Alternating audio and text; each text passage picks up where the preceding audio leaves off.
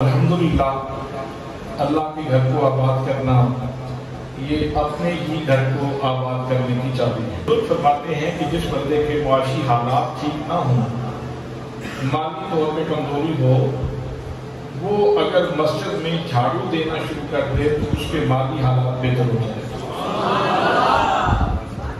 یہ اللہ کے گھر کی خدمت کا صلہ ہے۔ اور نبی مکرم صلی اللہ تعالیٰ علیہ وسلم کے ایک صحابی ہیں جن کا نام ہے حضرت تمیم داری رضی اللہ تعالیٰ عنہ۔ آپ کہیں دور دراز سفر پہ تشریف لے گئے، تجارتی سفر تھا، تو کسی ایڈوانس علاقے میں گئے جہاں لیمپ بنتے تھے، اس دور کی جدید ترین چیز روشنی کا سامان کرنے کے لیے وہاں لیمپ بنتے تھے اس علاقے میں۔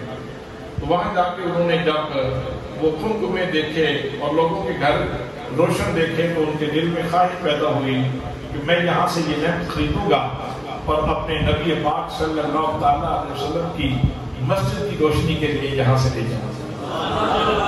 بڑے چاؤ سے، بڑی تان سے، بڑی طلب سے، بڑی محبت سے انہوں نے وہاں سے وہ خمکمے خریدے، وہ لیمپ خریدے۔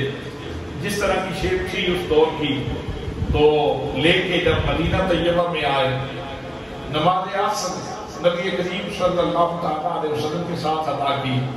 حضور صلی اللہ تعالیٰ علیہ وسلم نماز ادا فرمانے کے بعد کاشانہ اقدس میں تشریف لے گئے، تو پیچھے حضرت تمیم داری نے اپنے ایک اور دوست کو ساتھ کیا اور خوبصورتی سے وہ لیمپ مختلف مقامات پہ رکھے اور ان کے اندر پھر تیل ڈالا اور تیل ڈال کے پھر انہوں نے روشن کیا۔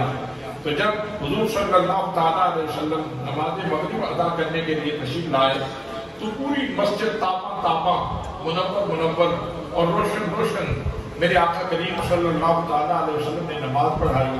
سبحان اللہ، کیا وہ لوگ تھے جو میرے آقا کے پیچھے نماز پڑھا کرتے تھے؟ کیا ان کا مقدر تھا، کیا ان کا وقت تھا؟ ان کے وقتوں کے اوپر رش کرتے ہیں ہم لوگ کہ وہ کیسے حسین لوگ تھے جو میرے آقا کریم صلی اللہ تعالیٰ علیہ وسلم کے پیچھے کھڑے ہو کے نماز پڑھا کرتے تھے اور آقا کریم صلی اللہ تعالیٰ علیہ وسلم کی میٹھی میٹھی آواز میں قرآن مقدس کی تلاوت سنا کرتے تھے۔ میرے آقا نے نماز پڑھائی، نماز پڑھا کے جب فارغ ہوئے تو مسجد کیونکہ روشن تھی، فرمایا یہ مسجد کی روشنی کا انتظام کس نے کیا ہے؟ تو دوستوں نے بتایا کہ سرکار یہ آپ کے ساتھ تمیم داری نے اہتمام کیا ہے۔ آپ نے اس کو قریب بلایا، فرمایا تمیم داری، آج میں تجھے کیا بتاؤں کہ آج میں کتنا خوش ہوں، میں اتنا خوش ہوں کہ آج محمد مصطفیٰ صلی اللہ تعالیٰ علیہ وسلم کی، میں محمد کریم کی ایک اور بیٹی ہوتی تو میں تجھے نکاح کر کے عطا فرماتا۔ حضرات، اللہ کا گھر آباد کرنا، میں نے عرض کیا ہے، یہ اپنی قبر کو روشن کرنے کے مترادف ہے اور اس دنیا پہ اپنا گھر آباد کرنے کی چابی ہے۔ دعا ہے کہ اللہ کریم ہمیں اپنے گھر کے ساتھ محبت کرنے کی توفیق نصیب فرمائے۔ میرے دوستو، میرے بھائیوں، میرے عزیزوں، میں تمہیں اس خوش نصیبی پہ مبارکباد پیش کرنا چاہتا ہوں کہ آپ اس جوانی کے عالم میں گھر چھوڑ کے، بستر چھوڑ کے، گھر کی رونقیں چھوڑ کے آپ نے اللہ کے گھر کو منتخب کیا ہے اور اعتکاف کی صورت میں اللہ کی دہلیز کرم کے اوپر بیٹھے ہیں۔ اعتکاف کا معنی یہ ہے کہ جیسے کوئی سائل، کوئی دریوزہ گر، کوئی سواری، کوئی منگتا کسی بادشاہ کے دروازے پہ آ کے بیٹھ جائے اور آ کے کہہ دے کہ تو لگ اٹھانے کی کوشش کر، جدوں تک میری جھولی نہیں بھری میری میں بھی نہیں جاؤں، میں اس وقت تک تیری دہلیز کرم سے نہیں اٹھوں گا جب تک مجھے نوازا نہیں جاتا، جب تک میری جھول نہیں بھری جاتی، جب تک میرے لیے ہدایت کے دروازے نہیں کھلتے۔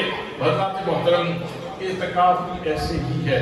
اعتکاف میں جو سب سے بنیادی چیز ہے یاد رکھنا، ذکر بڑی اعلیٰ چیز ہے، درود و سلام بڑی اعلیٰ چیز ہے، نماز بڑی اعلیٰ چیز ہے، یہ ساری چیزیں انتہائی اہم ہیں، لیکن اس میں سب سے زیادہ جو اہم بات ہے وہ آپ کے دل کی حاضری ہے۔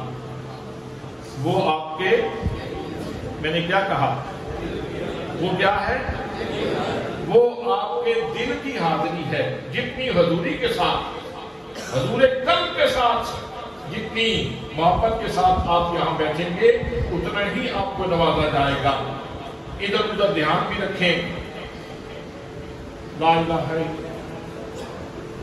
یہ کوئی ذکر کا طریقہ نہیں ہے، یہ کوئی ذکر کا طریقہ نہیں ہے۔